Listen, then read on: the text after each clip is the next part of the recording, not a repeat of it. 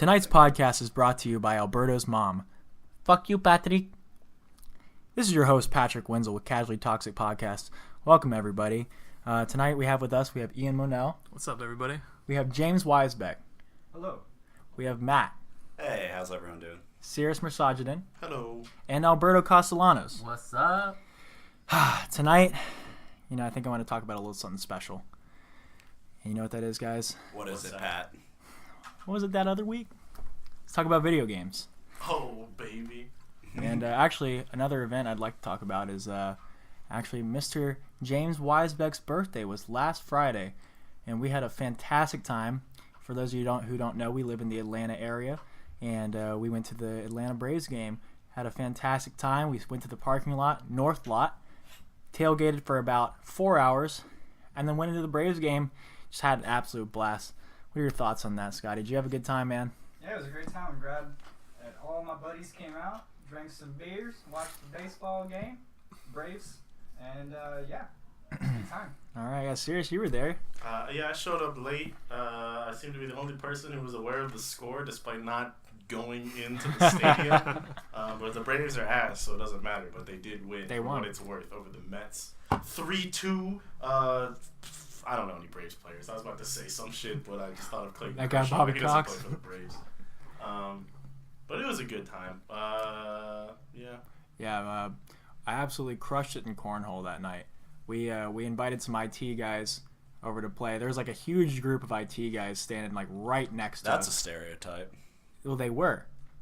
Okay. What defines an IT guy? They Pat? came up to me They and wear they were glasses like, and they're a nerd. They came up to me and verbatim were like, "Hey, we're a bunch of IT guys. Let's play you in cornhole." And I was like, "That's a great way to Also, introduce they yourself." all had like oversized glasses and pocket protectors. With them, and I ended up absolutely destroying them in cornhole, which is I knew I would. Where were you playing cornhole at? Right, and we got screwed because we got there and there's a couple guys playing. What's that trash So there was can? cornhole at the stadium? What is cornhole? We brought cornhole. Oh. If you don't know what cornhole is, I don't know. You might. Yeah, just probably go to your shouldn't be local listening. fraternity house and Seriously. just chill for a little while. You'll see it, dude. Your local bar with an outdoor area. There's gonna be a cornhole section You there. throw a sack into a hole. We got stuck in an area Exhilarating. behind another group of people playing games, and there was like nothing but roots and like just a bunch of crap there to trip on. I tripped probably 15 times. It was really, really annoying, but no, overall, crushed it. We won 2 birthday cookies. We traded 2 beers, 2 Bud Lights. The stakes were really high. Traded 2 Bud Lights for like I think there's 3 or 4 cookies, and of course, naturally, for our boy's birthday, we had to come through clutch and just destroyed it. Got him a couple birthday cookies. I don't think you actually ate one though. That's very disrespectful. Yeah, that's pretty- unconsidered. Why didn't you want to eat a birthday cookie?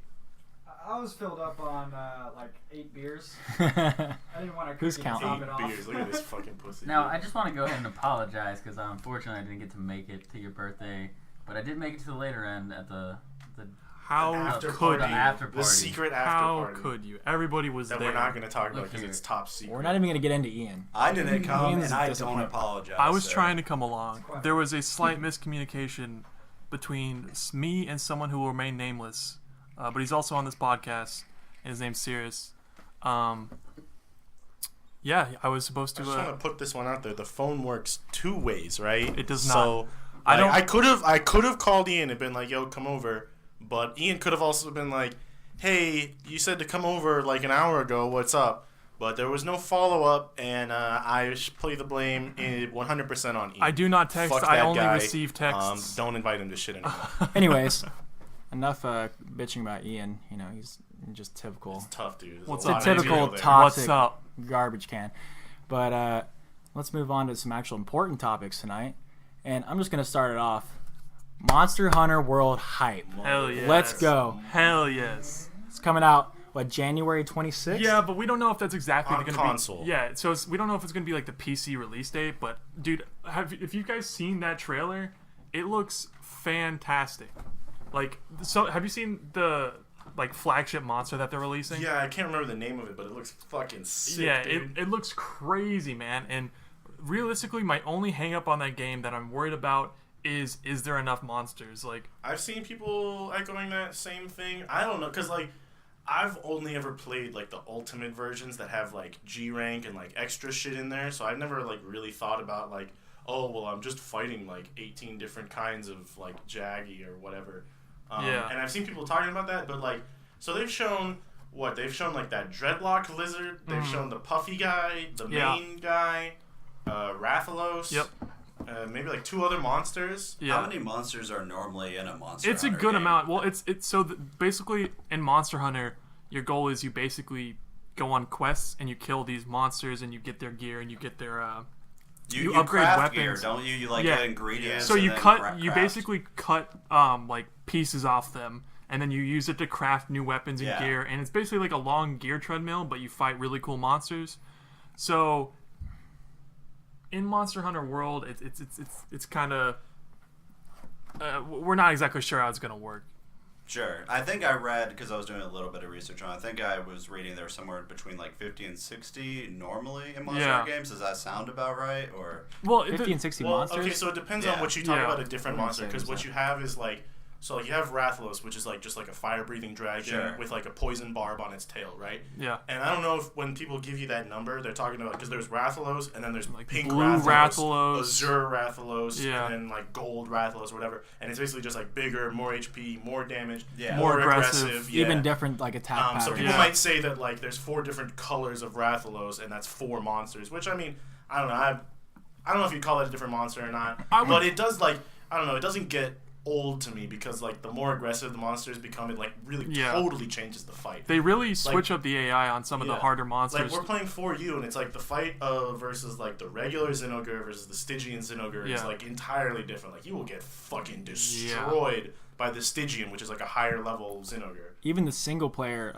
Zinogre is different than the 2 multiplayer Mm-hmm. Zinogres. You fight the single player Zinogre when when the thing it starts doing that walk forward and it has the lightning around it. And yeah, it starts yeah, to, yeah. In the single player version, it doesn't even do that. It just kind of sits there half time. You can beat Yeah, on you it while stay it's doing it. still. Yeah. So like every monster in the game, like even from fight to fight, the actual fights vary. It's always different. You know, it may be a grind to get some kind of gear in that game, but it's the first game I can say that the grind is enjoyable, because not only are you just fighting these monsters over and over, it's like fighting a Dark Souls boss and you're just perfecting Yeah. like the art of fighting this boss, and you take pride in actually like winning and like becoming good and like learning how to just perfectly frame and dodge everything the monster does. And the grind is addicting, and it's so rewarding when you finally like chop that tail off and you get that perfect cut that you need. You know, Cirrus is still working on getting his Zinogre set. I don't know if you've achieved that or not. Goddamn bullshit, You've gotten dude. lazy in But your I'm grind. telling you right now, like, yeah, it's so fucking disappointing. I'm trying to get this fucking Zinogre plate that has like a 9% chance to drop, which I guess is not that low, but I fought this thing like 20 times maybe. I should have it, right? Yeah, yeah. Like statistically, if you fight this thing 20 times, you should get it. But I still haven't. But that's just the nature of these loot games when you're trying to get, you know, like rarer and rarer shit. Yeah. But like even fighting the Zinogre over and over and over, I've never fought any one monster as many times as I fought the Zinogre, and I've just like learned all of its moves to the point where now like I'm fighting it like the dudes you see on YouTube who does like G rank Devil Joe solo shit. Yeah, like, level you 150. know, yeah, which is like the hardest monster that you fight solo, which is insane. But these dudes do it like without ever getting hit, and I'm like getting that point. You can still get like caught and then triple comboed and dead. Yeah. But like you learn the movements, you learn like after he does this move, he likes to do this move, and that's what makes it when you like move up to fight like the Stygians and Ogre. Yeah. It's like, oh, he did the flip, now he's gonna shoot the projectile, and then like he does like 3 flips instead, Yeah. and you just get fucking wrecked. So are most fights normally balanced around the number of players? So- you said solo versus Yeah, multiplayer. there's solo quests. There's part of like the main storyline, and then there's a multiplayer mode where you have up to 4 people. I'm a little hazy. I think it doesn't scale down. So if you have 2 people, you're gonna fight something that's meant for 4. You can Okay. do it. And 4 is the max, right? Yeah. yeah. So that's Just up fine. to this point. I think Monster Hunter World is confirmed it's like 4 max parties, but Yeah. just up to this point. Is I think they enjoy the fact that like that knowing that it's originally designed for 4 players, and you being able to go in there as a solo player and solo one of these bosses is Yeah. like part of the allure of the game, is being able to go in there and be like, I'm a badass. Yeah. I have sick armor. You know, armor's never going to protect Sure. you fully in that game. You're never going to be a god that can take a million hits, because you will It's get similar to It's like Dark Souls. Yeah. by anything. And you know, after G rank, you know, for those of you who don't know, G rank in Monster Hunter is actually there's hunter ranks 1 through 7, which is kind of like a trial period of the game, and you fight most of the monsters. You learn how they all work, and you and you kind of just develop a sense of what everything's going to be. And the gear is kind of meh, like you don't know what you're gonna. There's no point in really grinding for anything. And you go up to Hunter rank 8, and you get to what's called G rank, which is like Hunter rank 8 and above. You start fighting much higher level monsters that'll 1 to 2 shot you, especially in lower rank gear. It's super challenging, and it's essentially what the real game actually is. G rank's kind of like New Game Plus almost. Like there's a full experience of a game before it, but if you really want to test your skills and test like, hey, I know this game, hey, I really want to challenge, then G rank is definitely that. Well, I think just like to get up to G rank is like 30 to 40 hours. And this is a JRPG. Yeah. So like when you say it's like not the real game, this is like if you're like a hardcore grind, you're gonna play this game like for like many hours a day for a long time. Yeah. Because you can go up to Hunter rank 7 and then into G rank you start at G1 and you can go to 999. Yeah. And that shit will take you literally like upwards of 1,000 hours to do if you want to do it all the way. But it's just fun all the way because you're staying leveling up all the way through, and like there's no EXP. You don't level up. What you do is you kill stronger monsters to get better gear, to make better gear, but at any time you can just craft. If you're using like the longsword, at any time you can switch to the axe and then be at the same like level, and you have a entirely different moveset, and so it just kind of changes everything. Apart from you don't have to make an entirely new character. Yeah, part of that game is definitely like if you don't enjoy the game so far, one of the things people recommend you do is just switch weapons, because each weapon has such a unique play style that you really if you don't enjoy what you're doing, just switch weapons. You may end up enjoying it way more. And part of the fun of that game is definitely killing a monster that's been killing you and pissing you off, and then wearing their skin as you gear. just have a Rathalos head as your weapon, as a hammer, and you just bludgeon the shit out of these dudes with their own heads. It's amazing. In regards to Monster Hunter World, there's been a lot of gameplay trailers I've seen, and it's been a lot of just video coverage. But have they said in general what features might be? Have they said anything about features or mechanics being carried over? So the original, all the other Monster Hunter games, especially they're all on portable devices. They've all been instanced.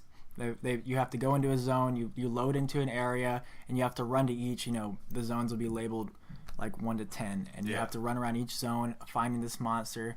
In Monster Hunter World, it's going to be a seamless each there map. Are still zones, but there's no loading screen in between the zones. You'll be able to see a monster practically across the map if it's in the right position. You're standing at a vantage point. So it's more of an open world. It's going to be more of an open world experience. And which is going to change a lot of things. You're not going to be able to just when you see that long trail in the map where it's leading into zone 7, which you're all the way over here, you're actually going to have to run that distance rather than just load into across Narnia and you're all of a sudden there.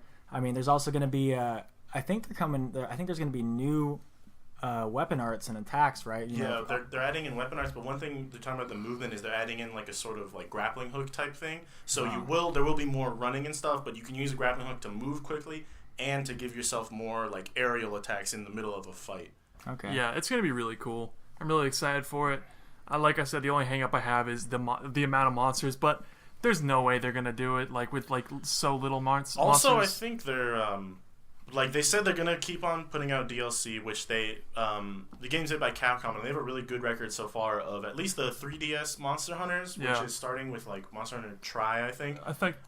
Was the first 3DS one, of just consistently putting out free DLC, which is more quests with more monsters. I don't know if they put new monsters, but more harder monsters. Yeah. You get cosmetic armor, since it was previously Nintendo exclusive, so you could get Samus's armor, Link's armor, and stuff like that, the Hylian shield and stuff, which was cool. Wasn't there a Sonic set on there? Yeah, they had Sonic. They had Mario and Luigi for your cats. There was a lot of real cool stuff. It's in there. really cool. So I hope they're going to continue with that, but also I wouldn't mind paid DLC for just a significant chunk of 10, 15 new monsters. Yeah.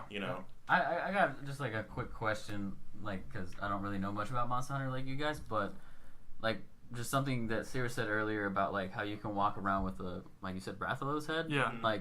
So specific monsters that you kill, their skull or their pieces will specifically show up on your weapons and armor. It depends on the monster you kill and what it crafts. I mean, some weapons basically every armor set that you have you're gonna see the monster's inspiration in that armor set. Oh, okay. So you're definitely gonna be like, oh, that guy killed 1,000 Zenogres. So he it kinda works looks... like with the Rathalos because the Rathalos head is like iconic on the hammer, but like they really work it into the like the weapon and the monster that you're using it from. So if like the monster you're fighting has like a huge fucking horn and you want to make a sword out of it, you'll see like the horn, and like if you're familiar with the monster and you just see the weapon, you can be like, oh, I can tell that came from a Nargacuga, because of the color palette of it, and because it has like these distinctive wings or whatever. Yeah, like, that's actually like really cool to me. Like that's an aspect that I didn't like see in that game. That's awesome. What I'm hoping for with Monster Hunter World is Monster Hunter's always been like a niche kind of game.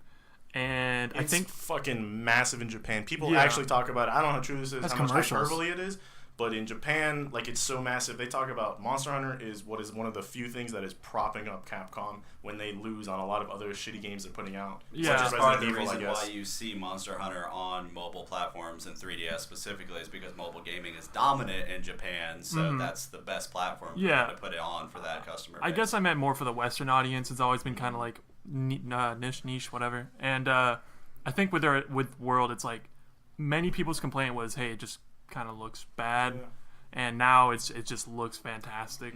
That's been the Western complaint.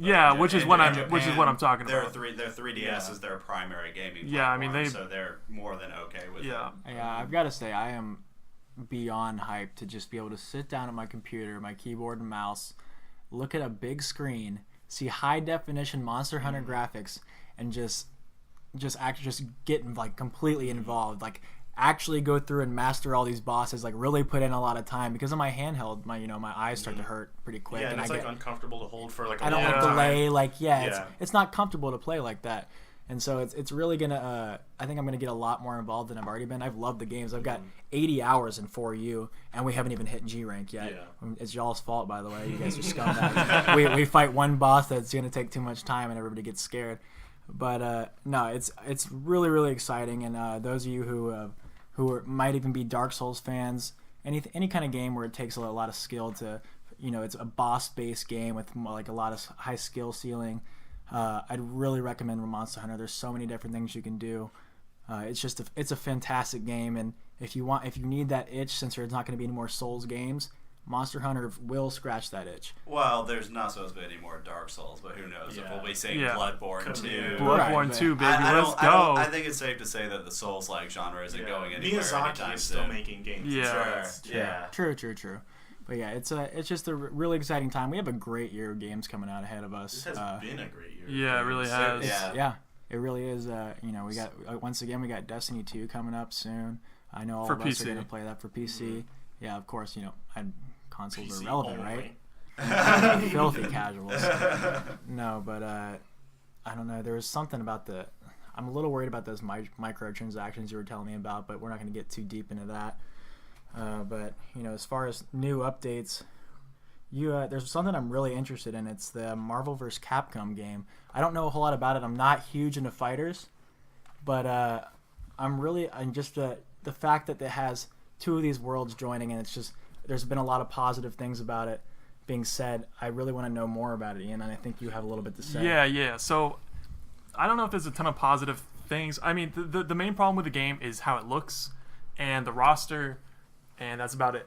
So like pre-release, people really couldn't play the game, so they didn't know how it actually played. And a fighting game being a fighting game, it's kind of important how the fighting happens. Right. But so the main complaint was with Marvel vs. Capcom Infinite is X-Men have always been a huge part of Marvel games.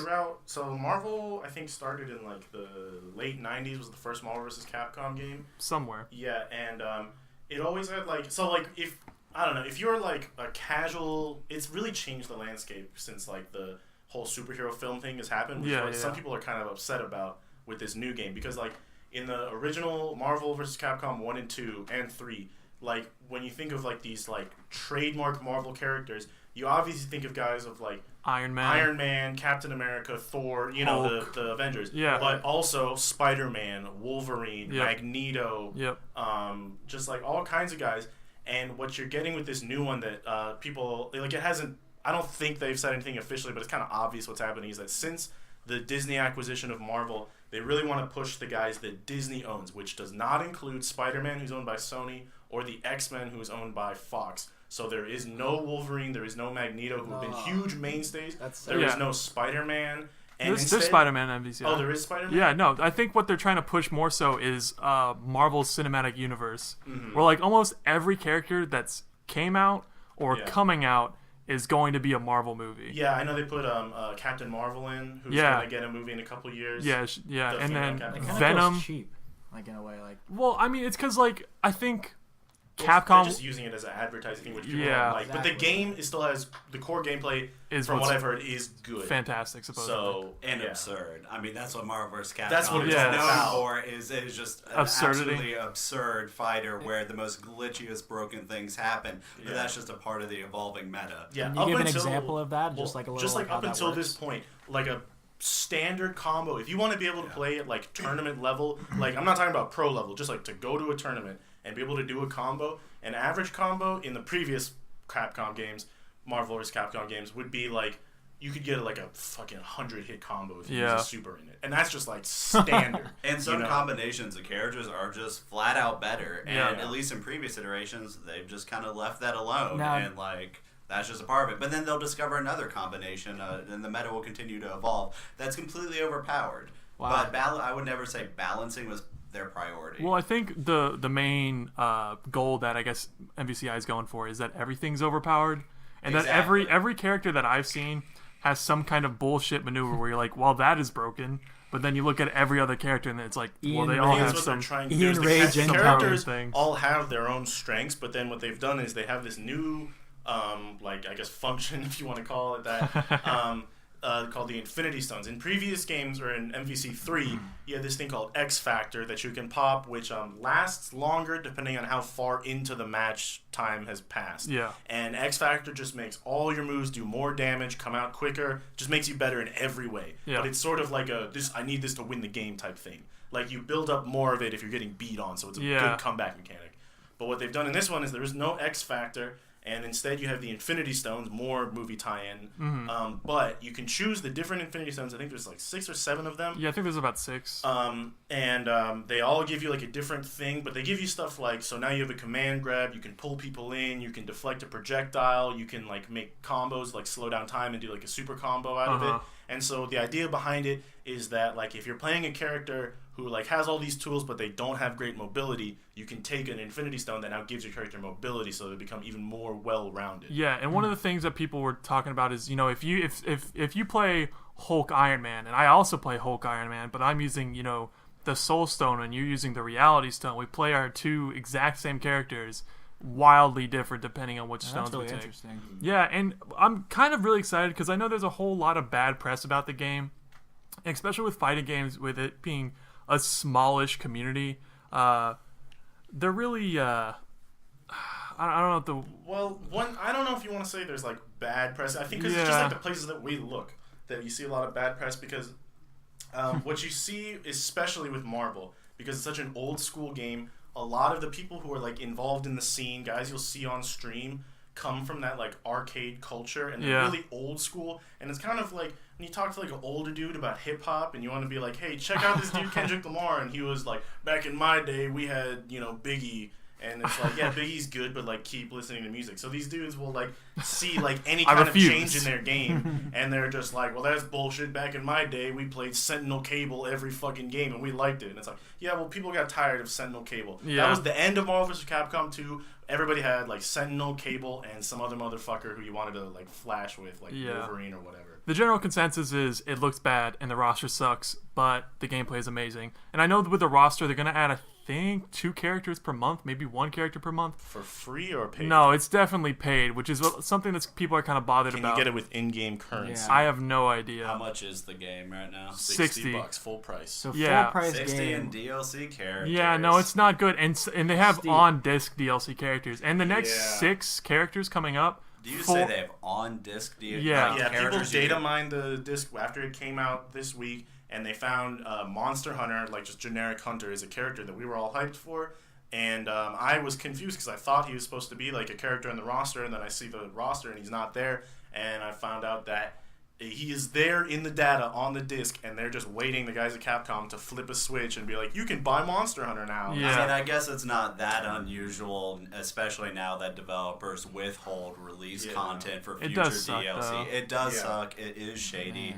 But that is kind of the reality. Because, I mean, there's a whole nother conversation we had there that the $60 price tag hasn't moved that much. Yeah, and I mean, like... as production costs are going up every year. We have really no idea. The game's been out officially for like a day now, so maybe they'll release it for free. I don't see why they would. Maybe the gameplay kind of takes a turn. If the backlash was strong enough, yeah, I'm sure they would, I don't know. I mean...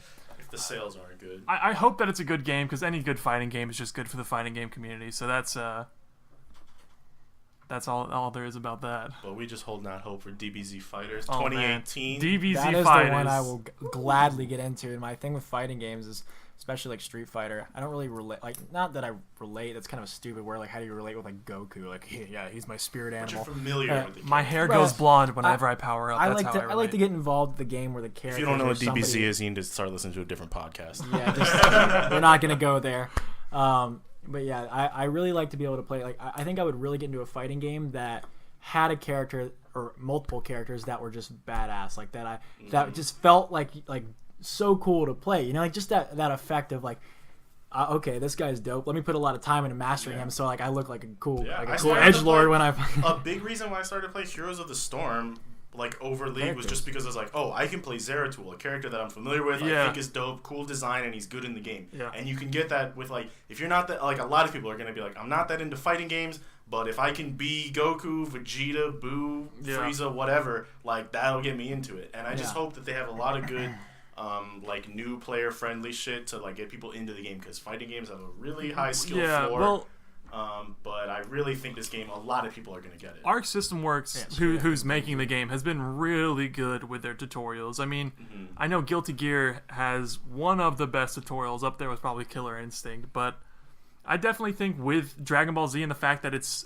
got so much press around it and so much hype, I think it would be a huge blunder to just not have a great tutorial, because they know a lot of new people are going to be into it just because it's Dragon Ball Z. Yeah, I really can't see them fucking this up. If you guys are have seen like any gameplay or stuff, I can't remember her name, but the director behind DBZ Fighters has like talked about how big of a fan she is, and obviously people would say that if they're making the game, but now you can see like people have made like the GIFs of like videos from the like when the characters do their super moves, it's literally frame for frame exactly how it's drawn in the manga. Like it's unreal. All the lines are the same voice actors from the show, and you can play it in English and Japanese, whichever you prefer. Some people don't like the Grandma Goku voice. It grows on you, but yeah, there's just like you can tell there's a lot of love put in this game. People are fans of the Dragon Ball IP, and they know like what it means to like that like. In the show, a lot of people do the Destructo Disc, but when you think of Destructo Disc, you think of Krillin, right? Yeah. And that's what it is. It's like Krillin does Destructo Disc, Piccolo does Special Beam Cannon, like Galick Gun and Vegeta, like or Big Blank Kamehameha for Goku, right? And Master Roshi and Gohan. And Now a lot of times these like anime adaptation fighting games end up being really shallow. Oh, yeah. And like for instance, Naruto. Yeah, exactly. Naruto Ultimate Ninja Storm. I thought it was fun gonna be games. sick. It was so fun. The characters once again not were competitive. incredible. But after I played it for I'd say even 15 hours, I was like, what else am I supposed to learn? Yeah. Like I don't know how much you guys have seen about DBZ, but it doesn't look like it's going to be that way. It looks like it actually has some depth to it and like actually some. Well, what I've heard is that they're not worried about, I guess, splitting the market or whatever you want to call it, but they're making this DBZ Fighters, which is your traditional 2D. This is a tag fighter, so you get 2 characters. I think it's 3. Like yeah, Marvel 3 characters. kind of? Yeah, 3 characters. It's like a tag fighter. You can switch in and out. Yeah. But while they're making this DBZ Fighters, they are still making Dragon Ball Xenoverse 3, I think is the... Is it Arc System Works making that? No. Xenoverse okay. being made by whoever currently makes Xenoverse, Okay. which I haven't played, but I am kind of interested in. But that is more of like the... if you guys played the Budokai Tenkaichi games, where it's like a third person behind like third person camera, and like it has a story. You create your own character and you go through and level You're up by primarily fighting AI in it. I played Xenoverse 1, and I would For the non-fighting community, I most equate it to almost an action ARPG where you're kind of just going to story scenarios and fighting other AI, and it's very co-op oriented opposed to PvP. Yeah, I'm really hyped for DBZ Fighters. I feel like it's going to be the fighting game that breaks into it breaks the casual crowd into the anime fighting game market, because right now the biggest fighter, obviously, Street Fighter. Smash Bros. Smash, but even I feel like Street Fighter is more popular than Smash, right? I mean, Smash to a certain amount of Street people. Fighter took a bit of a hit outside. Right, Street Fighter with had a 5. really shitty. But I mean, if opening. you still ask like somebody that doesn't really play a lot of video games, like which one they know, Smash or Street Fighter. sure. Yeah, I guess that depends on your definition of like casual or not in the scene, because Yeah. like, obviously Street Fighter has got this like fucking 30-year history Yeah. and some of the greatest games of all time, like Super Turbo and Alpha and that kind of stuff. But like currently in the market, like the fighting games that have the biggest viewer base will be like Super Smash Brothers during their like biggest tournaments, and at EVO it's Street Fighter, and this year I think Tekken did pretty well. Probably. Tekken actually has a huge following outside of the U.S. South America and Europe, really big on Tekken, so I've been told. And it's been so long since we've had like a real big Tekken. I know there was a Tag Tournament 2 came out a couple years ago, knocking over water bottles there. Tag Tournament 2 came out a little while ago, and Tekken 6, but those had not such great reviews. But Tekken 7, only good things to say about it. But as far as like, I think like walking around KSU campus, if you want to walk into that like gaming room, which is not there anymore, I don't know where they game at now. Right. But people are there playing games. Like the most popular fighter would definitely be Melee, I think. I think with Tekken 7 though, it's supposed to be really huge in Atlanta. Atlanta has a big, like compared to I guess other cities, Atlanta also has the advantage of having Anakin, who is possibly the best American Tekken player, if not the best, like top 3. Then we also have Speed Kicks is like a top 50 Tekken player from Atlanta. And so just there's like a wealth of information you can get from those guys. And there's other like, not top 50 players, but very good players. So the scene has a lot of competition in it that you can, improve upon, which is big. Fighting games are big, especially like the traditional ones, Tekken, Street Fighter, are really big on fighting face to face. It has online, it has good netcode, but there is nothing like fighting face to face. And I mean, that's part of the charm I feel of fighting games is the fact that it does have like a huge kind of arcadey local feel, where it's like who you're going up against. You go to these tournaments with these people, and you all compete, and you just improve together. And I think that's really fantastic. I still feel like there really hasn't been a fighter that's caught a very mainstream, more casual audience. Like, the people that play fighters are very core gamers that are into fighting games, and when you say they're big, you're talking more about the competitive scene. Yeah, relatively, but there's no, for lack of a better example, there's no World of Warcraft for fighters. No, right? for sure. I'll just Smash would come the closest. Yeah, there never will be. Smash is so popular, and it's a big point of contention for people in the scene because people will say all the time, Smash isn't a real fighting game. Some people call it a platform fighter, and like they put all these like labels on it and caveats to be like, well, technically it's this, and this. And the point of it is that fighting games will never be that popular if it's because like to be accepted by the current scene, it has to have these things that will keep casuals away forever, in that there is no other kind of game that like you literally can't even like push the buttons correctly. Right. I think that more recently, I think Absolver would have been an attempt at perhaps appealing to a larger audience than just the core fighting audience, because they brought in the elements of Souls-type combat, which is huge right now. We can easily say that Souls-type games have broken into the mainstream. Absolver kind of became a mix of kind of that hardcore fighting with all those mechanics and a Souls game. So I think that took a shot at it recently, but with that said, I still don't think it broke through. Yeah, I don't think anything's going to break through without some AAA backing. Like, I think Absolver was like an relative indie game. It's relatively Capcom is AAA, but you're talking about like a Blizzard Activision. Yeah, looking at you, Blizzard. Yeah. Get now some that you say that, Blizzard would be the one to bring the fighting genre to the masses. Riot is working bought on that Rising Thunder game or whatever. Yeah. So maybe they're working on a League of Legends fighting game. I just think I will be on that. Yeah, I just think fighting games are honestly a niche game, like type of It style of just game. has to be. They're just Yeah. way too hard. It's a bigger niche any crowd. of Like something. it's not like your Mortal Online niche games. I or think like you can always say full loot that games. a game is a niche game, though, and a developer like Blizzard can come along and show you otherwise. Team Fortress 2, niche game. Overwatch? Oh, Team Fortress 2 was pretty niche. But I mean, it I is think like one of the most popular games on Steam. It was Yeah. it was a very popular game on Steam, but outside of that kind of PC, nothing like Mm-hmm. Overwatch where it was cross-platform. I mean, when I was in China for a few weeks in May, I was going on metro lines where there was Overwatch ads just all over the subway. I mean, it is international cross-platform success. that also what just I'm comes saying- with Blizzard. Yeah. What Sure, I'm saying it is does, that, like, but that's my point, is that a developer can roll around and make what could be considered a niche genre and blow it up into a bigger thing. Yeah. yeah, it would be. I don't know. I think it's really tough because, like, if you want to make a fighting game that will be accepted by the core scene, it has to be Yeah. as hard as current fighting games are. It has to have such a skill floor that, like, you have to spend, like, so many hours playing any fighting game like Street Fighter, Tekken, Yeah. BlazBlue, whatever, To break just to bronze. be shitty at it. You know, it takes you so long just to be shitty at it. And then on top of that, like, if you want to make a game that popular, Yeah. you have to make it more casual so that, you know, Overwatch, I don't know, I don't want to talk about Overwatch, but you can talk about, like, Heroes of the Storm, like, fills this, like, casual niche in the MOBA market. But, like, I doesn't don't know, have none, the all of ceiling. us, like, stopped playing it. And I think a lot of, like, it is, like, slowly losing numbers again. But, like, I don't know, it's just the nature of fighting games is that, like, I don't think it will ever have such a mass appeal.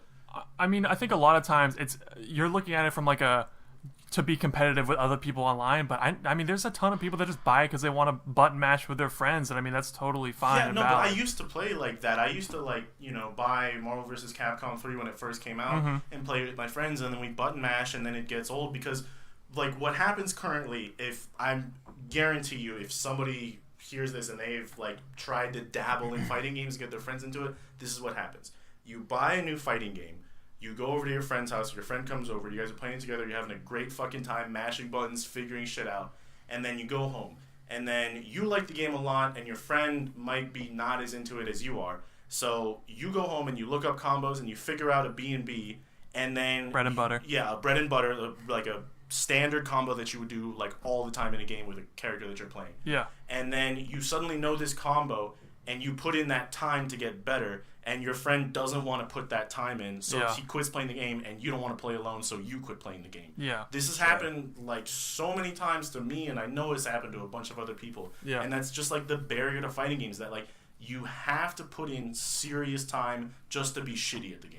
Yeah. And once you fall behind that skill curve, it's very hard catching up. And if you're not playing with friends locally and you are in the online scene, when you go and boot up that game and you try to find a match online and you're immediately destroyed because you didn't play for 2 weeks, it's pretty discouraging. But shifting gears here a little bit, who here watched Nintendo Direct, or at least kind of caught the I think we high all points? did. Most of it. Yeah, I definitely most watched of it. Anything Yeah. from that you guys found super interesting? I personally didn't, but I would like to hear I you guys' watched- There's thoughts. not a lot of big Yeah. reveals. I watched that. What was Xenoblade? Xenoblade Yeah.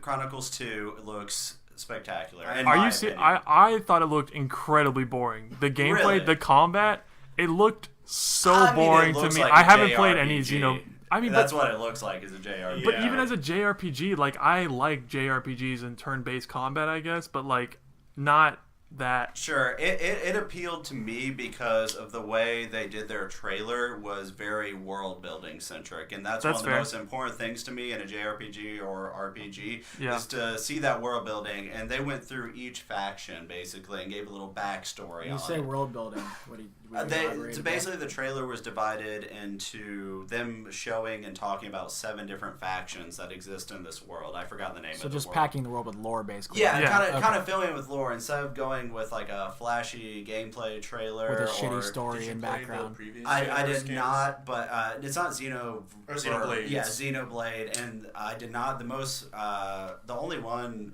that's a part of it, I believe, was Xenoblade Chronicles 1, which was on Wii. I think it was on original Wii. There was one that came out on Wii They might have U, re-released and then it. they re-released it on new 3DS. That was one of the first new 3DS exclusives. Maybe that's right. But I've always heard really good things about it. I've only heard good things about Yeah, it. and that trailer really piqued my interest. But outside of that, do you have any more thoughts on that, Ian? Not really. I mean, I see what you're talking about with the lore, and I guess that's interesting. But like I said, I haven't played the first one, so to me, I'm coming from it from like a I know nothing about the game, and I just got overloaded with information in the direct.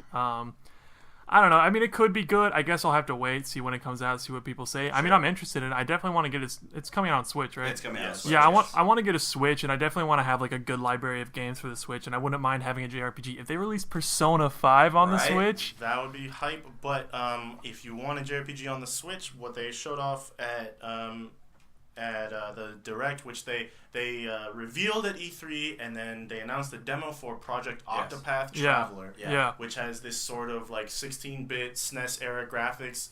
They're really hyping up. I forget the name they call it, like real. It's not just 3D or whatever. It's not 16-bit exactly. The characters are like 16 bits, but like they called it 2D HD in the background, and they kind of described the backgrounds as being CGI, which is a weird term to use for that. The backgrounds look amazing. The game looks beautiful. What they announced is that the demo available as soon as the Direct ends. You can play. So the whole point of the game is called Octopath, which is a reference to both. That the game is played on these like octagons that you can't see the octagons, but you're playing moves in 8 directions, right? But also there are 8 characters that you play, all with their unique abilities and unique stories where they link up with each other throughout. But so there's like the 2 characters that they showed in the demo were can't remember their names right now. But one dude is like warrior guy with the sword, and his ability is that he can challenge anybody to a duel.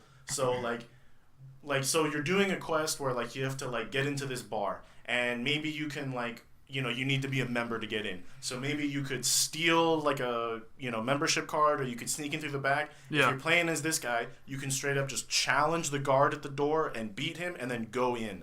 Yeah. And then there's another character who's like a dancer, and she can seduce people. So you can and what happens is you attract them, and then they just follow you until you let them go. You can only have one at a time. And so you can use that to like make characters come with you to bring them to something that they need to see, like maybe for a quest or something. Or you can lure like a guard away from somewhere and then switch to another character and sneak in. And you can also have the people that you have or the person that you have attracted will fight with you in an encounter. So I wonder if that's going to be like really different, like the 8 characters are going to be like super different, Enix, by the way. Or if it's going to be like some Telltale crap where it's like you have 8 different decisions, but they all do the same exact thing. That was my exact thought as soon as I watched that trailer. I was like, all right, so you have X number of heroes here, and when you're talking about a JRPG, that I think it's safe to assume it's going to be a long game. Almost all JRPGs are. My favorite thing about JRPGs is usually kind of a solid, coherent story. And when you start throwing all these different heroes, and how much does that affect the story? And if it does affect the story, do we still get a coherent story out of that? Yeah. That many branching paths. So I am blessed enough to have a Switch myself. And I downloaded the demo. It takes about 2 hours. I tried to go for like every secret that you can do in this little demo. So it takes about 2 hours to do each of the 2 available characters, like little mini storyline. I just gotta say the combat is fantastic. They have this battle system. You should definitely check out the trailer. They kind of explained it there. But they have this battle system where every turn you gain like a boost point up to 4.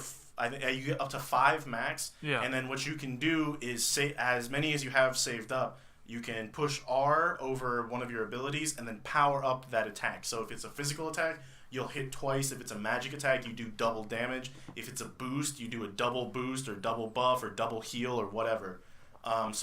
And then kind of like the Persona combat, where if you attack somebody with what they're weak to, they become dizzy. Yeah. The enemies will have, it's like a little sort of, not a HUD, but like a little, text under them that says weakness, and then it'll have 2 or 3 or just 1 question marks. Yeah. And so as you attack them, you'll figure out what that monster is weak to, and the next time you see that monster, you'll still have the information.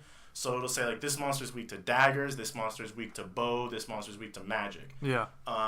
And then if you hit them with that weakness, they have another counter that will be, like, 2, 3, 4, 5 bosses will have, really high ones. Yeah. And if you knock that, every time you hit them, it knocks that counter down 1 point. So if you hit them with, like, a 4 boosted physical attack that they're weak to, it'll knock the counter down 4 times. And when the counter goes to 0, they're stunned and cannot attack next turn. Oh, wow, that's really cool. In, like, low-level fights that I was doing, when it's easy to boost up to 3 attacks or 2 attacks, you can just stun lock the enemies like you do in Persona and just destroy these low-level monsters. Obviously, like, I did die a couple times in the demo, but, you know, I was learning the system a couple times.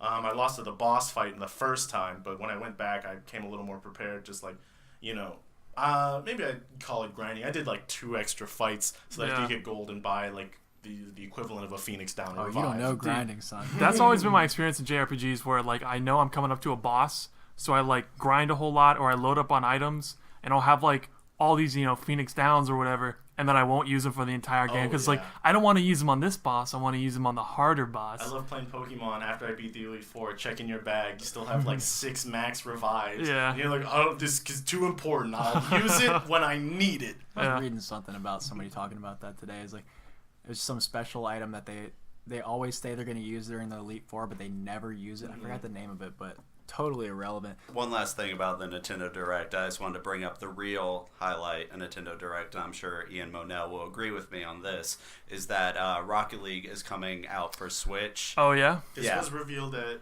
It wasn't revealed at E3, was it? I think it was revealed at E3. It was announced beforehand. Slowly, more reveals have been coming out, like Nintendo exclusive cars, like Samus's ship and yeah, Mario which Luigi looks cars. amazing. Yeah. Which is like the only reason I would want that game on the Switch. I guess it's portable, which is cool. Confirmed cross-play with all the other PC, Xbox, and PS4 Did you hear that PS4 Xbox had a successful crossplay? on accident. Yeah, with Fortnite. Well, so they're actually replacing, right now when you play Rocket League, it uses Xbox's API and then the Steam API. Depending on what platform you're on, it uses that API to do parties and stuff. Yeah. And now they're actually replacing with their own system called Cynet, where it's all going to be in-game and it's going to be Psyonix dependent. So you can now have, hopefully in the near future, cross-platform parties. It'll be, which is kind of really the first time that I think that's ever happened in a video game where you have true cross-platform and true cross-platform We're parties. seeing a push towards that. It's so, like, you know, obviously Microsoft and Sony want to sell their consoles, so they obviously want to give themselves as much of an advantage as they can. But the like most consumer-friendly thing that we are slowly moving towards is just total crossplay. So that, like, I actually prefer like the aesthetics of the Xbox One to the PS4, but the games are not there like they are for PS4. Like I prefer the controller on the Xbox One. I prefer the look of the actual box to the PS4. The UI is miles ahead of PS4, which is the same as it was on PS3. I cannot. You think understand. so? I heard the Xbox One dashboard wasn't fantastic. I love the Xbox One dashboard, me personally. I think it's really easy to navigate. It's got huge like it as pictures, so you can see the games and the demos that you want to try out. But on PlayStation, like, you have to like slide up and down. They have like all these like hidden drop down menus and stuff. On Xbox, I feel like everything is just right there for you. Yeah, it's like a cinematic experience. The games are not there. It's like, do you want to play Halo or Gears? Get an Xbox. If you want to play anything else, get a PlayStation. Yeah. Right? Yeah, and I definitely think we'll see a push towards it being truly cross-platform. But in terms of Rocket League specifically, I'm just excited to play on the go. As an avid Rocket League player, I just want to be playing wherever I am. So. Yeah, I mean, I think it's going to be really cool. I've heard they've prioritized FPS over everything. Graphics are like, during the Nintendo Direct, I watched the trailer for it and it did look like it was having some performance issues. So I'm kind of curious how that turns out, because as someone that does play a kind of a relatively high level, I'm a diamond player in Rocket League.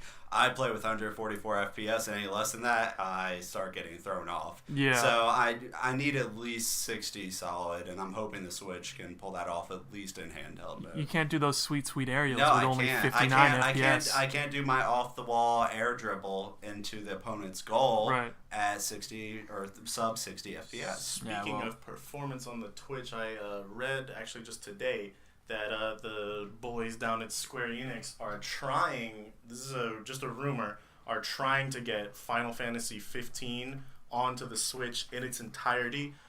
What they said, the director, was that they tried it out on the Switch, and on the current engine, it can't reach the frames and performance level that they want it at. It does run, just not well up to their standard. And word on the street is that they want to talk with Epic Games and possibly get this on the Unreal Engine, which would be crazy to have Final Fantasy on Unreal running on Switch. It's kind of crazy that they're branching out with that game because I know they're releasing it as a phone game, which Are they really? yeah, which is basically the story of Final Fantasy 15. I'm pretty sure, but the graphics look horrible, like bad. I mean, there's like chibi graphics and everything, and I don't know. I don't know why they're even going. Maybe it's a Japanese thing that like makes sense in that market. Yeah, I guess because it is is mobile. You're right. There, yeah, and like I don't know. People here, I feel like it's like a love it or hate it thing with chibi. Personally, I'm not a huge fan of it. But in Japan, I think you see chibi art style, which if you're not familiar, chibi is like the big head and tiny body. I'm sure you've seen around. Like Hello Kitty could kind of be described as chibi style. That was used in Final Fantasy World. What was it last year that came out? There was some like spin-off Final Fantasy game that had a bunch of chibi characters. It came out last year and right around Final Fantasy 15. What recently just came out was Monster Hunter Stories, which is which is art a chibi style. Which there it's like was a another thing. There was a chibi art Final Fantasy last year. Don't correct me if I'm wrong, but I think it was called Final Fantasy World. It came out, I believe, exclusively for PS4, and it kind of got middling reviews. But it's right around Final Fantasy 15. They had a chibi Final Fantasy. I have no idea about that. Well, kind of pulling things back in the Nintendo direction. I just want to take a quick moment to talk about Super Mario 64 Online, kind of throw it back to an older game that's been revamped and turned into an online format. You're able to go into Super Mario 64, load into the, you see the main cutscene and everything where you got Princess Peach talking to you and everything. You load down and you're able to pick from Wario, Luigi, Mario, Yoshi, Peach, just all the characters. You're able to go into Super Mario 64 and just kind of mess around with your friends. It's nothing that you're going to stick around and play with forever, but me and Scott, James played last night for a little bit, and we played for a solid 25 minutes. We had a good time. We went around, messed around in snow level and did some races. We did some high quality PvP where we were doing all of our acrobatics, jump kicking and everything, and it was an overall just a really good mess around game if you want to kill some time. But I heard that actually got taken down, the Patreon, and I'm pretty sure the video of it got taken down. All YouTube videos associated with it and the Patreon have been shut down by Nintendo, who put a copyright strike on it. Obviously, they're using the Super Mario IP, so they shouldn't be making money off of it. But the guy said that he's going to try to get the videos back up because he thinks he has some sort of legal right to be doing this.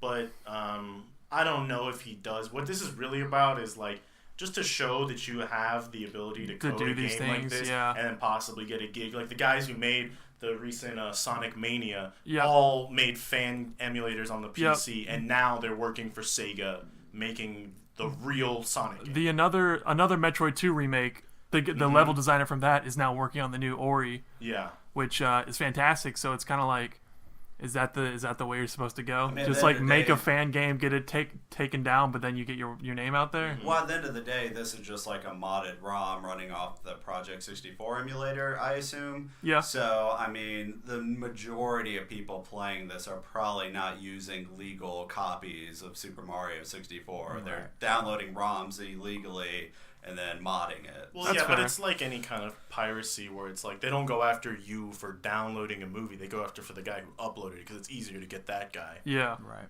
Than 10 million people who downloaded whatever movie just came out last week. It and Kingsman coming out. That looks I think so it's Friday. good. Yeah, Hell yeah, dude! It's I'm really actually been excited to getting kind of middling reviews. I'm gonna give it a shit. I'm gonna see it anyways. Shit, Gonna I'm see still it gonna see anyways. it. It I actually wanna looks see pretty it anyway, sick. Like it is probably one of the first scary movies I've ever seen a trailer for that I thought, wow, this might actually be a good movie. I'm gonna go see this. It shit. is good as fuck and not that scary. I say this as a person who loves horror movies, I've watched a seen lot of different them, reviews. and I'll say that it's not that scary. Still fucking fantastic. It is creepy. You will be like looking over your shoulder late at night after you watch the movie, but just for a couple days, don't worry about it. Still go see it. If you see a clown, go the opposite direction. I do like that they're basically dividing up into two parts. Yeah, The it's first good. one It's- being with yeah. the kids, and the second as them adults. Yeah, like facing it's really again. well done. I haven't looked into it, but I really hope they keep the same director and writers, because I know that Cary Fukunaga was a part of it, who's just an excellent horror writer. Yeah, that's kind of what I was interested in, is the fact that it actually looked like a well done, not just a jump scare mess like all these other horror movies. Like, it looks like it's really well done. It has a good story. So I'm super excited to see that. God, like with all the hype about clowns going on, like the new American Horror Story. I don't know if you guys watch that or not. It's so clown based. So like, you have all these fucking clowns everywhere. Is it supposed to be a carnival or something? Or no, it's a cult of clown people that are like insane, and they're it's messed up. And all this hype of clowns, I know it. It's gonna bring back that weird thing last year that was going on with the clowns around Halloween, where they all came out and they were just walking up on people with knives and stuff. That's a whole nother story, but that is frightening. Like, I'm not a fan of Marvel in general. I mean, I can take it or leave it, except for one thing: Punisher. Did anyone watch that trailer? That trailer looks amazing. I didn't even see that. And then I listened to Metallica all day. That trailer, I'm not huge into Marvel. I watched Daredevil. I thought the best part of the season 2 of Daredevil was the Punisher. Yeah. And then they released the trailer for the own spinoff, same actor, all that today, it just looks so damn good. It's John Bernthal, Shane from The Walking Dead. Yes. Oh, I love Punisher, that guy, dude. And he is. I looks- see him everywhere it now looks after real The Walking Dead. But let's kind of pull ourselves back to planet Earth here, and we have Alberto here tonight to talk to us about a really really hype game that I personally I'm not a huge sci-fi guy. Pie in the Sky. What did you call it? A hopeless dream, a pie in the sky. Will it ever come out? The haters will hate. Don't worry about them. I've been really excited for it for a long time. They are right. I don't know when it's actually going to come out. I haven't donated any money to it, which is scummy of me to do for supporting it. But I'm super excited. Star Citizen, the expectations for this game are astronomically high. And I don't know if that's a good thing or a bad thing. It might hurt the game. But yeah, Alberto's got a little bit to say No about Man's it. Sky 2.0. I don't know. I like your little segue. It's like, let's bring it back to Earth, but now we're going to space. Exactly. So it's kind of, I don't know. It's kind of funny. But unintentional. Recently, Gamescom, happened, and Star Citizen released a whole bunch of new info on their update. So, like, if you don't know what Star Citizen is, it's pretty much some crazy, big-ass, like, universal, like, space MMO RPG where you pretty much get to go in and then become your own Han Solo. Like, it's completely crowdfunded, correct? Yeah, completely crowdfunded. The director is some big time guy who made a game Chris in Roberts. the 90s. Yeah, Chris Roberts made Wing Commander. Yeah, correct? he made Wing Commander, and like he was really big with like space games back in like the 80s, I think, or something, 90s. I don't know. The time of Elite and Wing Commander, I believe, back in the space sim heyday. Yeah, and I mean, there's like this game has been like in production for so long, and for like the longest time, I think I got into it like about a year ago or something. I think it's been going for about 4 years in total, something like that. Well, like for the entire time that I've owned it, there's only been like what's released has been like a space station and then like very minimal like missions where you just they go out. They break into modules, don't they? So you have like a combat module, and I know they're doing Squadron. What is it? Squadron 42. It's like the single player half of the game, which it'll be like sold separately, I guess. Gotcha. And it's kind of like their way of introducing you into like their universe, and like so you can learn the mechanics and like how to fly and how to navigate and stuff. But like when it comes to the Persistent Universe and what's out right now, there's like the Persistent Universe, and then there's like Arena Commander, which is like a PvP ship. It's like a shooter battle, like just like a arena mode, right? Yeah, just like an arena mode, like fight to the death. And there's not very much out, but there's also a first-person shooter mode that came out recently, which is just like team deathmatch or like capture like an objective. And there's I guess 3.0 update that's a huge news, which is they're gonna release like planetary landings. So like, I think it's just moon landings, which is gonna be like instances on the moons, like hundreds of instances where you've come across like like a derelict ship, crash, or like a space station, not a space station, just like an outpost or something, and then you can find loot. And I'm like kind of like losing where I was at. And they're also adding something crazy. I don't know. I think it's crazy. It's rotating planets and orbiting moons. So this is all going to be seamless, correct? Like you can go straight from space in a ship down to a planet Yes. and land, get out, walk That's the around. goal, at That's the dream. So it's of going to be a That's worse the- No Man's Sky. That's the consensus. Well, Get out after of No here. Alright, Man's get out of Sky, here. it's safe to say This that guy's people are skeptical. People are already skeptical to begin with because this is the biggest crowdfunded game, to my knowledge, that has amassed the most money known to any crowdfunded project. Period. And I believe if you've this- been following it, like it's like I don't know, like the hurdles that they have to go through to like if you actually watch and like listen to like all their problems, because they'll put out there like these are our issues that we're having right now, and this is what They're we're pretty involved with the community, right? Yeah, they're very involved with the community, and they let you know, like, you know, what they're stuck on and what they're working through, and it's like, you see them get through these problems, and you're like this game is going to be revolutionary, kind of, like, you know, because you get to see all, like, the tasks and problems that they have to, like, go through to make this game. It's pretty amazing. With a crowdfunded game like that, I think it's really important that they stay in touch with the community, and I think the developers of Star Citizen have done a really good job with that. And I think that gives me a super big ray of hope that the fact that they haven't gone quiet and they're just like, oh, like we're screwed. Like, For as much as I want to hope Star Citizen ends up being what they promise it to be, being a fan of the genre myself, playing a decent amount of Elite Dangerous, EVE Online, not really the same thing, but you know, For space. it's not like there's a lot of options Stars for and this stuff, man. for this genre to begin with, unless you start going back to X-Wing and games like that. Right. There's things, as many things that I'm hyped on, and I think I speak for a lot of people, there is a thing that bothers me, such as them selling players $20,000 ships, for That's EVE. example. Like US dollar ships? U.S. dollar ships. This game is that you can lose. as well, right? crowdfunded and then also funded by whales, which, you know, I have mixed feelings about when whales fund games. But, and by the way, for people that don't know, whales are extraordinarily rich people generally that dump a lot of money into games. Very passionate about a game. Usually to get pay to win scenarios where they can pay an exorbitant amount of money You to might get see ahead. this on like a mobile game that charges Yes. you like $1 for an extra coin, but if you look at the end of that row, it's like $100 for 10,000 coins, and you think, who the fuck would ever do that? But there are a select number of people who do that like regularly, Yeah, once it's a very, week. very And rich those people. guys prop up the game so that you don't have to pay any money. So I understand that they are using that to their advantage, and I have mixed feelings about that. I mean, if someone wants to buy a $20,000 ship, all power to them. I think it's insane. Doesn't mean I can't take it from them. Yeah, Yeah. but what I'm worried that's how I about see it. is we get to a point in Star Citizen where it does come out. It's the most funded game of all time. You're talking hundreds of $1 million have dumped into this thing, and it's bad.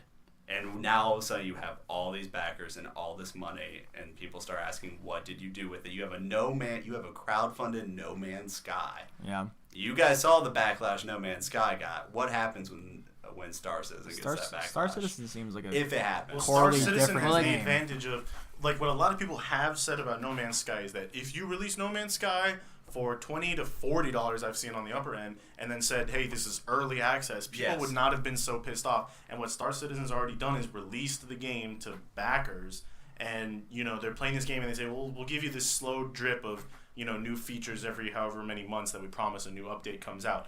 And so then it has the risk of being in early access forever. You know, like, how long was DayZ in early access? It still is. Yeah, it still is, and it's been years. is that still a game? Well, Oh, that's the I don't thing know, with places, this- but it's still out there. That's the thing with this 3.0 update is like, it's such a leap from what the game is right now, because like, you'll get to like, they're gonna be releasing like mission givers, and there's so much like more area that you can explore now. Like, it's spreading like the vastness of the map, like, that's already like available essentially. So like, it's getting closer to being a more complete game. You know what I'm saying? Yeah, I will. Honestly, if that game is 60% of what they promised, I'll pay $60 for it. I will. If I can take a ship, I can fly through an atmosphere, I can land on a planet, drop a Warthog type vehicle out of my ship, drive and go fight a giant sandworm. Oh, yeah. I'm gonna pay $60 just to do that, because that's incredible. I know that's I not think the you're problem. looking for a game called Mass Effect. Also, But at the same time, like, there could be another player flying next to me. You know what I mean? Like, I No, I know live what you for mean. online games. Like, I don't like to play to single that player point, games. if you can do all that, that's very impressive. Right. Mass Effect's That a in great itself. game, so- That's very impressive. the first 10 times. I know. You still got to have a game around that technology for it to be good. And once I'm just skeptical of it, I really hope it is good. Is what I want in a game. It's what a lot of people want in a game. Right. But I'm still going to meet it with a healthy amount of skepticism. You have to. I mean, Yeah. it's everybody's dream of a sci-fi game. You got to have some skepticism, or else these guys are just going to walk all over everyone and make whatever and put out any piece of garbage they want. So that's good to Because have the thing opinions like that. is that like all the ships that are being sold for like $20,000 like are gonna become obtainable to like every other player like with in-game currency. Are they? But is that like a realistic thing? Because like with in-game currency, that Yes. like, if you grind your entire life, you'll be able to afford this shit. Yeah, it really Oh, depends how they handle that. Well, that's the thing. Is like there's like gonna be capital ships in the game, which like if you want to get a capital ship, it's not a thing that like you and like 2 other friends can do. Like it's like something that you have to like essentially like become part of like a guild or something, and then build like with resources. Like you have like a couple people like You work together. like 30 or 40 people like mining for like resources, and then other people doing jobs for money and then shit. It's like something you'd have to like work it's a towards with team like a big effort. group of people to like get a capital ship. But there's like so many other ships and so many other things you can do, like multi-crew ships like in that game, that like I don't know, like I feel like there's I kind of lose my point now, but like there's so many things you can do in that game with like multi-crew ships that like you don't really need like the $20,000 ship that someone bought. You can have like a ship that you can buy that takes like you like 2 weeks to get. And then you have like 5 of your friends that you could just multi-crew with, and then just like have like a shit ton of fun. I just hope that you can enjoy the game without spending that much. I know $20,000 is like, I don't know, not hyperbole, but not everybody's going to be spending $20,000 on one ship. It's gonna be rare. I just hope they have some way to like maybe like if you have a 20K ship, just like stay over here and leave me alone, my level 1 ass, like trying to figure out I'm which sure way's they'll up, have some like, sort of system you know, like Eve. It's like if they just like keep me from getting fucking blasted by some dude who spent like all of his money because he has a real job with a salary, like. That'll be cool. Because I hope the game does well. There's also the thing, like, that if we all play together, like let's say there's a dude with a $20,000 ship, but, like, the craziest guns ever, and, like, he can just come hunt you down and then, like, kill you. We can like, outplay him in that you can outplay him with, like, you have, like, just, like, a single seat, like, fighter, and then you have, like, one of your friends who has, like, this ship. I was looking at it earlier. It's called, like, the Terrapin, which is, like, a long-range, just, like, radar-seeking ship, and it can tell you, like, essentially, like, you send that friend in, like, to look at this area that you want to go, I don't know, do a job at, and then it's like, oh, shit, there's a crazy ship, like, 20 miles from here. So then, like, you just don't go there. You just, like, leave the area, So it's like... I was going to say, because, like, it sounds cool that, like, we could beat up on that guy, but if I was a dude who spent $20K on a ship, I would really hope that I'll just shit on everybody with it. Like I don't that might be an unrealistic hope. I mean, surely I would imagine they would say that you're not buying power, and you're definitely not buying $20,000 worth of power. Their entire game is horribly imbalanced. If I spend $20K on a game, I expect something in return that gives me an edge. That is so. He much will money. have something in return. He'll probably have some kind of mod status in the game. He'll be able to custom design, like the way Mortal Online, for instance, has done it. Big backers like that, they don't just become super overpowered. They're able to design like a ship. They're able to.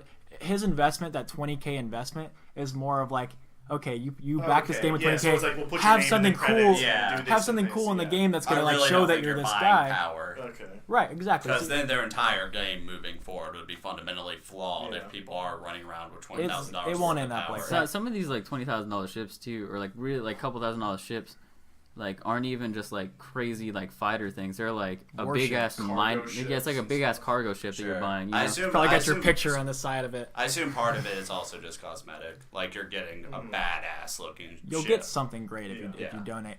But correct me if I'm wrong. Like I think these $20,000 ships were they're not all $20,000. Just to clarify, not all ships in this game are $20,000. Most ships are It's not. 20,000 and most up. ships. We're using an extreme. What I'm trying to case Starting at $20K. starting at 20,000. You guys are at new, 100K. Yeah, it's like you want a new Honda or a virtual ship. I'll just start raising my hand. No, but I think the other thing about it is you may buy this $20,000 ship, but you're gonna need probably 15, 20 people just to crew the damn thing, right? Like it's an actual ship. That's the beauty of this game is you go in a ship, every little nook and cranny of this ship has something that needs to be manned. It's very realistic. So cool, you're a whale that has no friends that buys a $20,000 ship. Good luck, you just drive it. You can't shoot the guns. You can't do anything. You have no buy friends. some friends. Yeah, like there's a multi-crew ship that's like I think it's either coming out or has been out for like a short amount of time. where like it's meant to kill larger ships than it, and it launches like massive torpedoes. But there's like a station in the back where you have to have someone who is like managing your power output, so like power to like forward shields, back like rear shields, left and right, and then they also have to manage like thrust like what systems you're powering. So like auxiliary systems, they can like move that to like your thrusters if you're trying to escape, or like move it to shields if you're getting hit real hard. And then there's like like 5 or 6 like turrets on it. You have to have somebody on all of them because you're like surrounded. Like it's come crazy. Crew my ship and I'll PayPal you $1,200 a month. I give you $1,500 USD via PayPal. But Albie, if you kind of to start wrapping things up with Star Citizen a little bit, if you had like a favorite feature or favorite just anything that has to do with Star Citizen, why should you buy into the game right now at this point? Start with the first question, then go to that one. Or like, I guess my favorite thing about it is like, I don't know. It's like if you grew up watching Star Wars and just like liking the vastness of the universe, I guess, like voice crack, liking the vastness of the universe, like it's a good game to just, I don't know. There's a lot of beauty in it, and like I think you should buy into it because like I guess this update that's coming out is gonna like give you a chance to like get a glimpse of what the game's really gonna be in the future, which is like, I don't know, just exploring and then like creating your role and almost like making a name for yourself in like the current community, because you can become like the most famous like smuggler or the most famous like pirate. Like I don't know, it's gonna be a really great game. That's the dream they're selling. That's I'm gonna be the most famous role player. That's definitely the allure of those kind of games, those sandbox games. The one last thing I want to add, just rewinding a tiny bit. People love to shit on No Man's Sky. I just like to acknowledge that they are continually updating it and have supposedly, from what I've been reading and what I've been following about it, making a better game and delivering on some of their previous promises. I just want to throw that in there so we're not another group of people that enjoy shitting on No Man's Sky. But I do enjoy shitting on No Man's Sky. For the record. For the record, we enjoy shitting on No Man's Sky, but they have been trying. Go ahead, Pat. Definitely, it's a beautiful thing, those kind of games, being able to develop a name for yourself, and people, like, if you put enough time in, you do anything impactful, like infiltrate a guild or a corporation, you can call them in like EVE and stuff.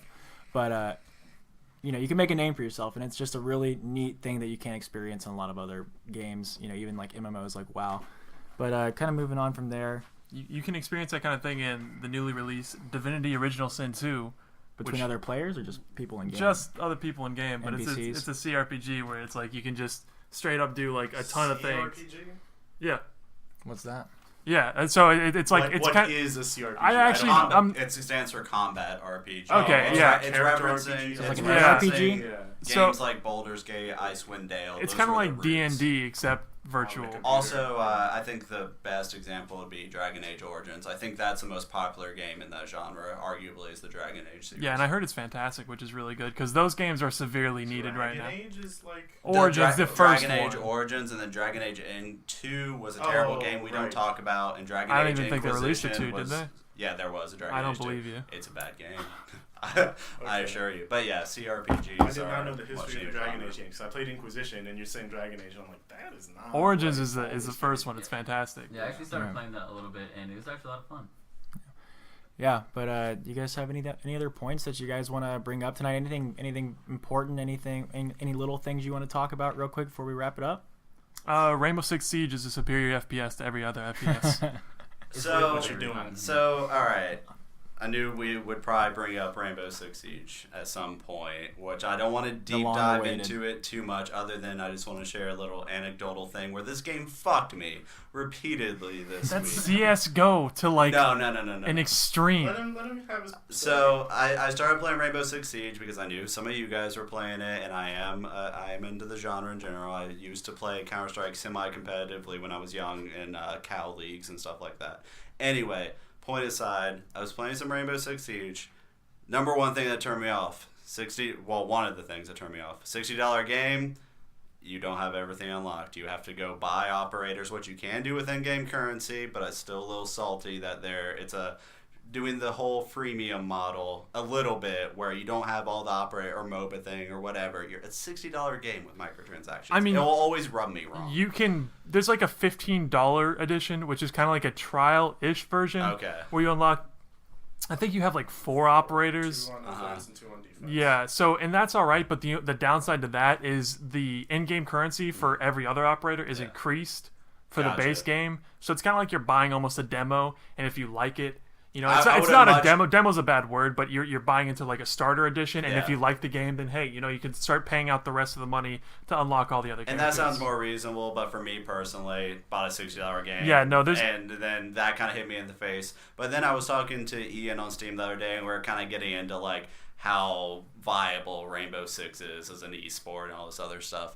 And then after that, I decided to watch some Rainbow Six Pro League on Twitch. So sitting down, ready to watch some professional Rainbow Six because I want to know what it's all about. Right. And I come in on a part where they're commentating, and it doesn't end. They interview a player, and I'm like, all right, fine, a player interview. They do 2 more player interviews. I'm waiting 40 minutes at about 10:30 p.m. 2 nights ago, watching Rainbow Six for a gameplay to fucking start. So at this point, I'm already frustrated at this thing. I stick it out to the match. I don't want to get into specifics. I think it's a hard game to follow. We don't get specifics. Anyway, moving past that, the next day I decided to play Rainbow Six because I still am trying to give this thing a shot. And I downloaded an update, and it breaks my game. I was playing Rainbow Six full screen and borderless window at 144 FPS. Now every time I go full screen borderless window, I'm locked at 60 FPS. And at that point, I close the game. It's just been a very rough week. There's a lot of problems with like some of the bugs and like I guess big time bug. You guys want? I put it out there. I love Rainbow Six. I don't give a shit about the pro scene. If it lives or dies, I don't care. The game is fun to me at my level.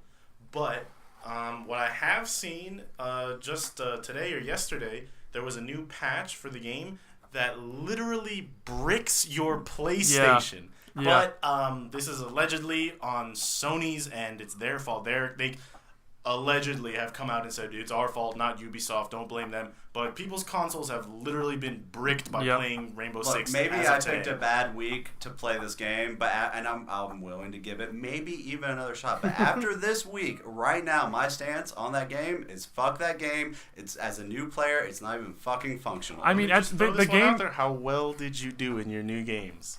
How well did I do in my new games? In like when you started playing Rainbow Six, how well did you do? Exceedingly well. I went 7 or 8 to 0 in almost every game because that game has no shooting mechanics whatsoever. Okay. You shoot, you Kids point, game? you but, kill. But you're casual going. shooter You're for coming from casual CS:GO, gamers. where the shooting mechanics are one of the huge I'm draws. just kidding.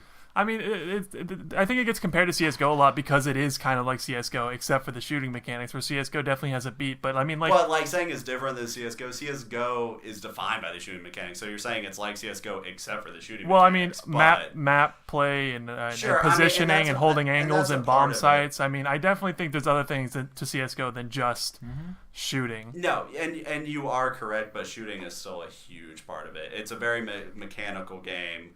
CS:GO, every iteration of CS 1.6 source, the first thing you see in that game, the first thing you experience as a new player is, wow, these shooting mechanics are kicking my ass. Yeah, I think Rainbow Six is really affected by the fact that it's Ubisoft making it, Yeah, or Ubisoft, I agree. you know, I think the being a shooting part of it. mechanics make Rainbow Six easier to get into. Yeah, exactly. Yes. And but it's The game is still deceptively deep in the fact that you're right. If you see somebody and you hover your cursor over them, and you press the right trigger or the left mouse button, whatever, you're gonna kill them because you're gonna hit them with the bullets, right? Yeah. It's not. There's not any of that. If you're moving to the left, your bullets spray wildly. It's very much the Call of Duty style of bullets aim fairly straight.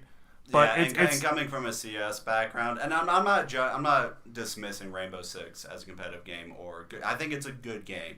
I just think its strengths are very different, and maybe in actuality, people really shouldn't be comparing the two. I think they fill drastically different spaces in the shooter genre and play to completely different strengths beyond just very base level. Like, both require map knowledge, both are kind of require positioning, but you can make the argument for every shooter. I don't know shit about either of these games, but just from listening to you guys argue about it, it sounds exactly what you just said. You shouldn't compare them. Like, it seems like they're two different beasts. I don't know. I've played both games. I played Rainbow Six for 100 and some odd hours, and I played CS for 70 or so. And I definitely get a ton of the same vibes from CS that I do in R6, but the main thing I hate about CS is the shooting. And I mean, I've put a ton of time in that game, and I'm not expecting to be able to, headshot somebody from across the map, but there comes a point when it's like, this is just bad for me. So my baseline if I was asked to compare the two and say where their main difference is that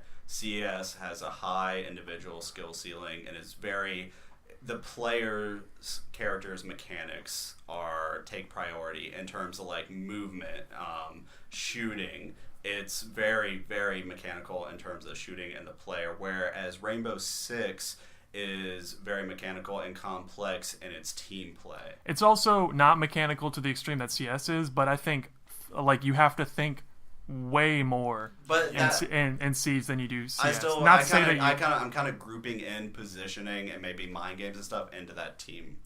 Yeah, if you put that in the team, because when you said movement, I was considering like movement around the map, not movement in a firefight. I'm considering movement in a firefight, like you don't have to reverse strafe. Reverse strafing, because getting frame perfect, like stopping at the right second, all those little minute literal player character movement mechanics. Yeah. One thing I really, really enjoy about Rainbow Six that I have not been able to find in pretty much any shooter to this level is the verticality of the game.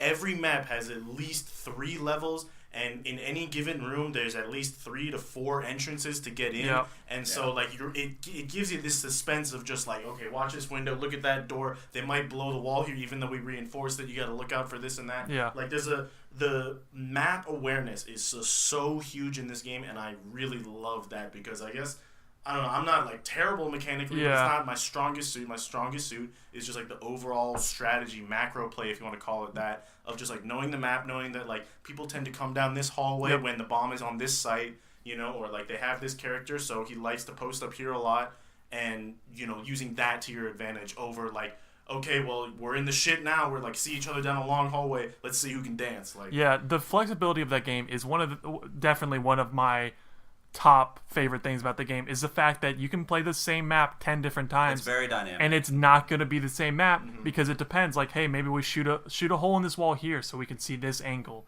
And, in a different game, maybe they don't do that and they shoot it somewhere else. Or maybe they don't shoot it at all and they post up in the room. Maybe you're playing Mira and they can't shoot that wall. Exactly. So Siege is HOTS and CS is League?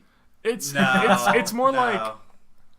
I would actually compare CS to League and Dota 2 to Siege. Not to say the other way around. You flip it no, because mechanically League is way more difficult than Dota 2. Is more team. Really? Based. Yeah, the mechanics of League of Legends. League of Legends is much more that's about a bold mechanics. I'm not saying statement. necessarily like that huge of a depth difference, but like if you're looking for, I've always heard as Dota 2 is the more complicated game in depth. Yeah. But I'm talking about mechanical. Like if I want to play this character and I play him 10 times in Dota 2 and 10 times in League of Legends, it's obviously different, right? If you're playing Invoker, one of the most like complex characters in Dota 2, it's it's one way. But if you play like even I guess an average League of Legends champion, it's going to be mechanically harder to play that champion than it is in Dota 2.